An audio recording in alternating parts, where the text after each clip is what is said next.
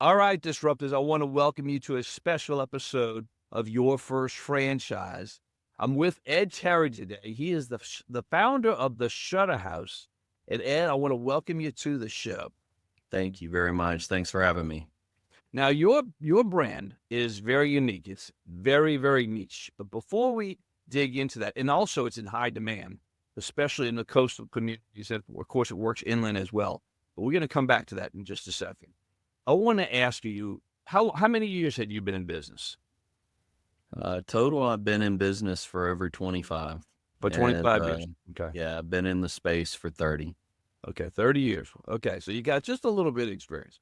a little bit. Um, what would you say is the biggest challenge you've ever faced in your business, and how did you overcome that? Well, I think probably the biggest challenge is just information and experience. Mhm. And experience is one of those challenges that you can't easily overcome. You just got to go through it. You Mhm. got to learn and anything that's sales related. You learn from just time in that business. Mhm. I find learning product information and information about how things are made to be pretty simple, but it's the experience, in particular, the experience of franchising a business and not knowing anything about franchising, So and that's being been a new to that. challenge. It's Yeah. been a challenge. Yeah. And I work with a lot of emerging brands, and people have an idea what they're getting into, and it's nothing like what they thought. It's challenging. There's the legal piece of it, getting the financial disclosure documents done, and there's the marketing side of it, which you use broker networks and you do your own marketing to get the word out. But that's a process, and it takes time to develop that.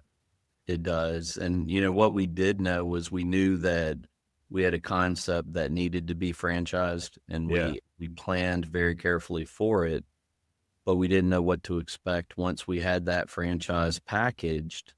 Well, then the next question and next challenge is, what do you do with it? Yeah. Okay. So let me ask another question, then we're going to start diving into your franchise and your background a little bit because your background is so extensive and specific to this niche. But who or what are you grateful along that 30-year journey that helped you get you where you are today? Really my experience, I find God's path for people is usually, pretty interesting. So Hmm. I started out in software engineering and, Okay. worked for a shutter manufacturer, helping them get more efficient and more productive and more profitable, and, fell in love with it and decided that from there I would start a distribution company. Mm. And so I started a distribution company with nothing, and now I have customers all over the world. And then the next challenge, I decided the franchising. So if I look back 30 years ago, this is not where I would have seen myself, Yeah. but all of the experiences, the software background, the sales background, the manufacturing background has all brought me to today, and I'm very grateful for the people who have taught me those lessons along the way. Yeah. You never really quite planned that path. It just the right things fell in the right places. That's But right. then you had to work at it once you decide that's good for me. Yeah, I find in life that you have opportunities, and these opportunities are presented to you all along your path of life. It's just Mhm. whether you take those opportunities, and not all opportunities are opportunities you should take. Yeah. And that's what's really challenging, right? When you're young, is knowing which opportunities you should and shouldn't take. Yeah. And I think I took the right ones because, I love where I am. I love what I'm doing. Mhm. And so I'm very grateful for that. So, let's talk about the business background you had before you started franchising, because that's really the foundation of why your brand is so solid going as an emerging brand going into the marketplace and the depth of experience you have in this space. Tell us about, I mean, you have a huge business in the United States and overseas. Tell us a little bit about that. Just give us a snapshot of what that looks like. Yeah, so with my distribution company, for the past 20 years, I've sold to builders, architects, homeowners, developers, on both on the commercial and the residential side. And Usually they buy from me because of the level of expertise they get. So these are people a lot of times that are searching online for a Mm-hmm. product that they don't have access to locally. They don't Mm-hmm. have any good information locally. And so they find me online and they find a guy who knows what he's doing, knows what he's talking about, and make sure their project's done the correct way and make sure, I have a very high success rate of people who I've been selling to for 15 or 16 years and they buy from me because it's always right. It's always the way they want it. And the biggest challenge they have outside of selecting the product and buying the product is they don't have anyone to install it. And Mm-hmm. so a lot of times I'm training installation over the phone, telling them how, to install it. It's usually a 5 to 10 minute conversation. It's not extremely difficult. Mm-hmm. But that led me to franchising because, obviously the next thought was, well, the customers are asking me for installation and turnkey, Mm-hmm. and they've been asking me that for 20 years. I need to try to find a solution so I started looking and there was no franchise in existence that did what I did. Mm-hmm. And which was interesting because on the interior, you have lots of shutter companies and people that will do the window treatments on the Mm-hmm. inside. But on the outside, you have very little people. It's hard to even find anybody. Mm-hmm. If you're in Atlanta or you're in Dallas, Texas, or Nashville, Tennessee, or New Orleans, Louisiana, it's hard to find options. Mm-hmm. And to take it a step further, our company's a little unique because we don't just have options; we have every option. So we don't just have one type of material; we have 14 different options for materials and styles, and so the price range can vary, and we have a solution both with price and also with the customization that we can do with different materials that simply does not exist anywhere in any city. Wow. Okay. So that tees up the conversation for the franchise piece. So you saw the franchise as a way to scale your business beyond what you've been able to do to this point. What does it look like for somebody who's considering a franchise, and what are the products? You alluded to it. You got 14 different materials. The shutters are made of. What is the product range? Because I know you do some interior, but it's mostly exterior. Describe the offering, and then we can unpack how the franchise itself function. Absolutely. So, we've always operated, since I was first started out in some capacity locally, doing Mm-hmm. retail, doing full service, Mm-hmm. turnkey. Um, and you mentioned scalability. And so that was really the biggest challenge was, within a certain territory there locally, if you're servicing that, there's only so much business. But Mm-hmm. if you can model that and package it and then find people to run it and Mm-hmm. manage it, then you can produce that same model all over the country, which is essentially what franchising is. Mm-hmm. As far as the products we offer, exterior shutters kind of gives us the competitive advantage because there's no other franchise that caters to exterior shutters. Wow. There's no other business in existence that caters to exterior shutters. But in addition to that, as you mentioned, we have interior shutters, Mm-hmm. shades, blinds, motorization, everything for inside the window and outside the window. Mm-hmm. We also do shutter hardware. Okay. So a big part of our business is shutters that are going to be on hinges, and they're on hinges either to use them to close during a storm or close for other reasons for privacy, Mm-hmm. or they're up there for aesthetics. So a lot of people, I'd say 95% of the people who put them on hinges are not ever going to close them. They just do it for the looks. They do it because that's kind of creating a curb appeal.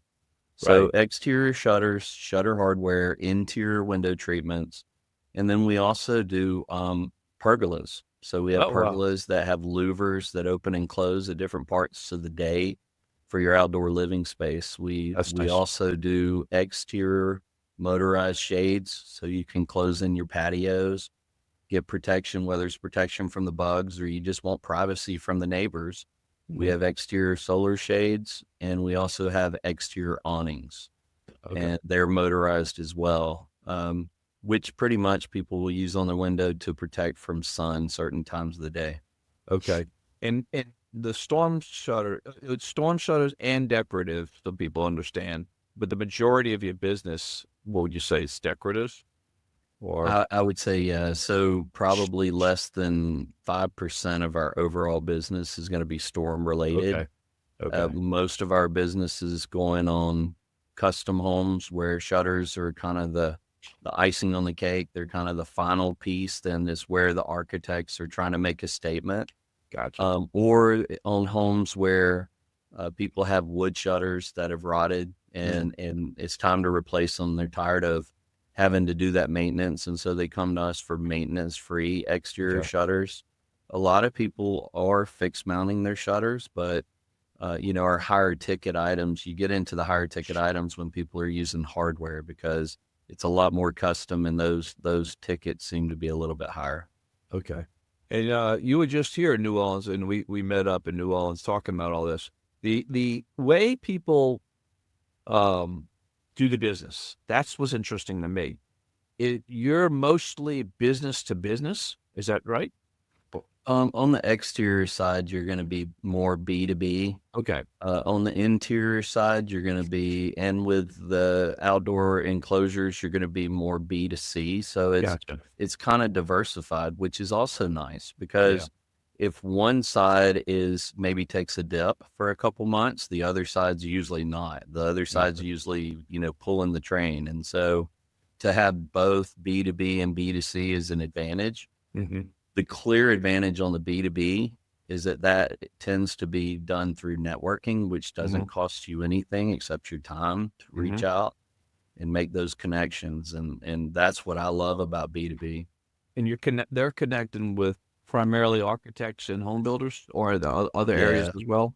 Yeah. There's lots of ways that you can attack it, but you can go directly to the custom builders. Hmm. And normally the architects will find out that you worked on the project and they'll say, Yeah. "Hey, I got two other projects for you." Or you'll have an architect and he heard about you from another architect that you're doing work for. That happens to us a lot. And then Okay.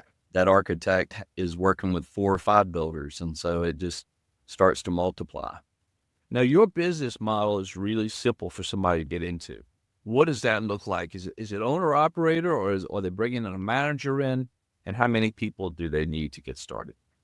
Well, the nice thing about the business is that you can run it without having a single W-2 employee if you want to. Okay. And that's nice. It's nice to Hmm. have that flexibility.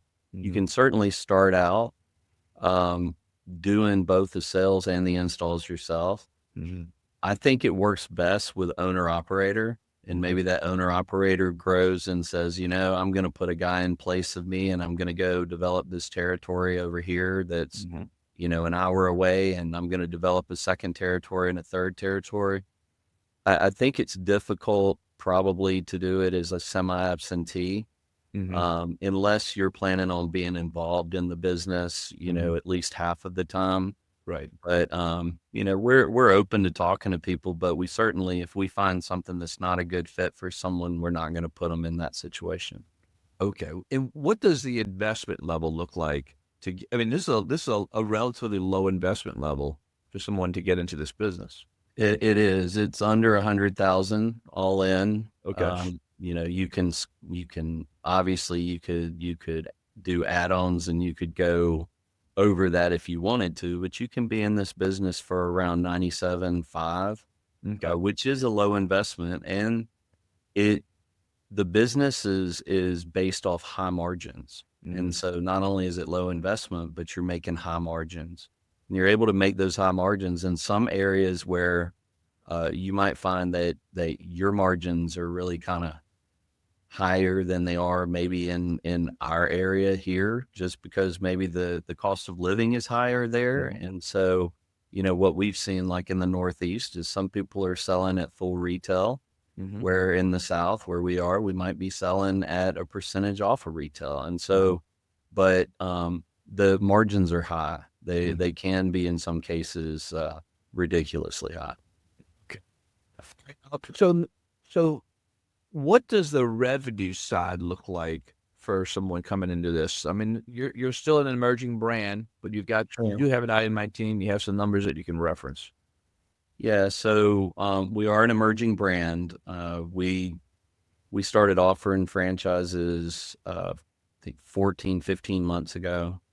We currently have 4 locations operating. Um, we uh, we had numbers from our prototype, Mhm. and the prototype numbers are based on a cost plus model, but based on a franchise model and the way the franchise was packaged, Mhm. the margins run anywhere between 35 and 40%. Okay. Now, this year in the 2025 Mhm.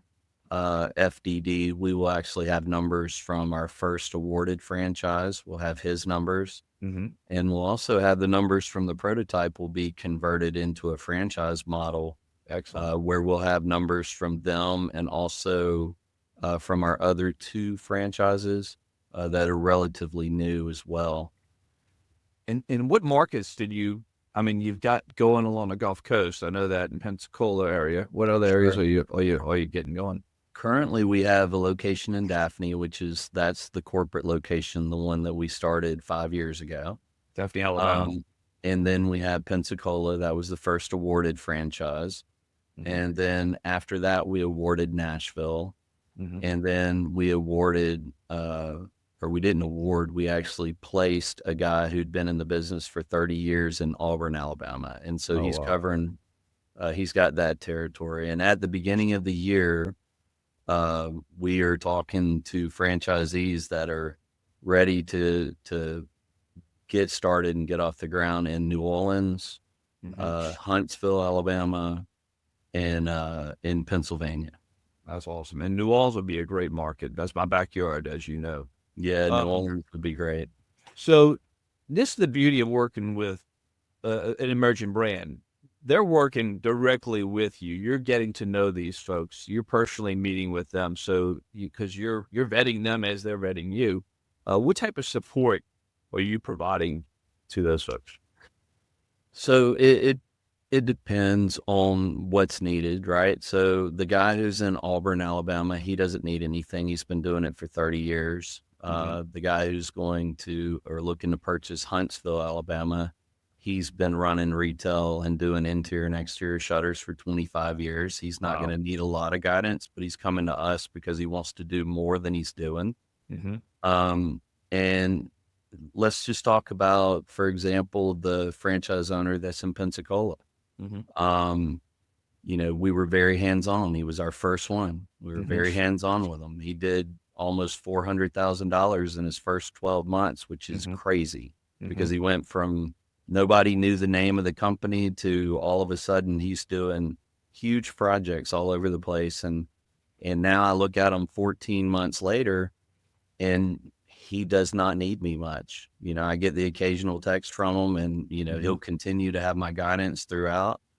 Then you have the new franchise who opened in November Hmm. in Nashville, Tennessee, and just got off a call with him a little while ago. We have weekly calls that go an hour to an hour and a half, Hmm. and he's still learning the landscape. We're going through this together. I'm seeing where he needs help, where he doesn't need Hmm. help, and so franchises that come on right now as an emerging brand, you do have the ability to do that, and that's Hmm. some of the stuff that I'm learning too. When I Hmm. said earlier about the experience Hmm. is really kind of the biggest obstacle to overcome, Hmm. I'm learning kind of what our support system needs to be. We're Hmm. gonna be there. But Hmm. the question is, in what capacity do we need to be there and what is effective? And we're learning that as we go as an emerging brand. Hmm. And where we have deficiencies, we're working to make that stronger. And where people need more support, we're working to get them support. So that's probably one of the most rewarding parts of this is just the fact that it's continual learning Yeah. for me as a franchise. So as you scale and you bring more people in, what makes the ideal candidate for you? Because so people understand who are considering a franchise, they're to provide some edification there for them. a lot of people think they're coming in and they're buying a business. That's not the way this works. They're coming in, they're investigating, learning about your business, but you're doing the same thing with them. And there's got to be that chemistry, that cultural match for the two of y'all to work together, especially since you're working so closely with them. What does the ideal candidate look like for you? I know you know this, but that's one of the questions that you get most in franchising. Mm-hmm. Every form you see, every directory that you're asked to put information about your candidate, they always want to know what is your ideal candidate, and to me, what it seems like is the ideal candidate is the same for all franchises, right? I mean, it's somebody who has decided they want to take charge of their life. They've decided that, they've worked for someone who made their schedule long enough. They believe in themselves and their abilities to be independent, to provide an income for themselves and their family. To me, that's the ideal candidate, because the ones that we've talked to so far that have not decided to become a Shutter House franchisee, what's holding them back is themselves. It has nothing to do with the brand. It has to do with they're not ready. They're not at the stage where they're ready, or they're nervous about it. And you don't want to push somebody to do it. So you want to be delicate about it, because you don't want somebody to make a mistake. If they're not ready and committed, they're not going to be a good candidate. So Right. I think the ideal candidate is the same for all franchises. I think what it comes down to is what is it that they can find themselves being passionate about? Is it selling flowers? Is it selling milkshakes, making milkshakes and making people happy that way? Or, a lot of people have interest in home improvement, and they like that. That's what gets them going. Or maybe they have a background in construction and home improvement. And I think that's where you kind of figure out what your fit is. But you got to start with somebody who's ready to own their own business when you're looking for a candidate. And some of them I've talked to, they're just not at that stage. They might be, and I want to be there when they're ready to. But the ones that do, they just need to investigate and do their research on the brand that they're getting involved with. And they need to make sure it's something they can be passionate about for the next 10 years of their life. And so I think that for us, it would be anybody that sees the beauty and sees how rewarding it would be to take and transform somebody's house. Because interior shutters and exterior shutters make the biggest difference in a house. Yep. Painting is another thing. I love painting. I love painting a house, because literally within 3 hours, you can make a difference in that room. It looks completely different. It doesn't look like the same room at all. And shutters are the same way on the outside of the house. Absolutely. Absolutely. What is the vision you have for the business going forward? Well, I want to grow. I want to grow slow. I don't want to add 30 units a year. That's not really, I don't think that's sustainable, really. And even if we could sustain adding 30 units a year, I just don't feel like it would be responsible right now. What we're going to do over the course of the next 12 months is strengthen our infrastructure, strengthen our training system, kind of perfect it with these next 3 franchises that are coming in. We're going to turn around in February and most likely have 7 locations after less than 18 months. That's awesome. And that's a lot. And it's going to be, we're going to have one that's going to be long distance. It's going to be in Pennsylvania. And so that's going to present some more learning opportunities for us. And I'll know when it's right, but when I feel like our infrastructure can withstand it, then I'll open that up. But I really want to see by the end of 2025, I think a good number would be between 15 and 20 franchises. And I think closer to 15 probably is where I'm headed. That's a sweet spot for you. All right. What would be your top now you've been around this for a little while. What would be your top guidance for someone considering a franchise, be it Shutter House or any other franchise? The top guidance. I think it's got to be somebody who is willing to work independently. somebody who is driven Mhm. independently. I think it needs to be somebody who can set goals for themselves and achieve them. Mhm. I think it needs to be somebody who has uh, good communication skills, can Mhm. communicate what they're thinking. I think Mhm. that's a plus. But somebody who's driven and somebody who finds a lot of reward in achieving those goals that they set for themselves. I think Yeah. that's huge. And I would say this, anybody who's listening who's thinking about owning a franchise, I would say this, that when I decided to go out and not receive a weekly paycheck and to provide that for myself, I drove home. I had pretty much come to the conclusion after much deliberation that I was going to go ahead and try it. And I drove down the street and I looked around me and all I saw were businesses. Mhm. And I thought to myself, each one of those businesses took somebody taking a risk and believing in themselves and stepping out and doing it. Those are independently owned businesses that I'm driving by right now. Mhm. And if those people can do it, it's possible. Yep. And if it's possible, then I should go out there and do that for myself. And if it's not right, then I'll go back to collecting a check at the end of the week and, lesson learned. And the truth is, I never looked back after that ride home that night. I never looked back, and I couldn't imagine having to rely on somebody else for my check at the end of the week again. So, That is the perfect place for us to button this up. Folks, if you are interested in the Shutter House, get in touch with me. I'm working with Ed and his team, and we'll get you started. Visit yourfirstfranchise.com, yourfirstfranchise.com, and we'll get you started on the process. Ed, I want to thank you for your time today. I see a bright future for you guys, and I think you will hit that 15 unit mark this year myself. So I appreciate thank it. you. I All right. appreciate that. Thank you. Merry Christmas. And Merry Christmas too. All right. And that is a wrap with Ed. And I love this business model because it's so simple. Yourself, maybe one other person to get started. Putting up shutters is a very simple process, easy to learn, easy to teach somebody else to do it, and you're on your way. So if you'd like to learn more, like I said, visit yourfirstfranchise.com, yourfirstfranchise.com. And I've got my brand new book. We've got a whole bunch of home services, talking about home services in here, why the demand is so strong for that sector. I love that sector. And you can learn the process of what's involved in getting into the franchise business. Your first franchise roadmap. I answer all the questions I get asked on a daily basis. And I'd like to gift you a copy. Just visit yourfirstfranchise.com and I'll get that over to you right away. Now, you know the drill.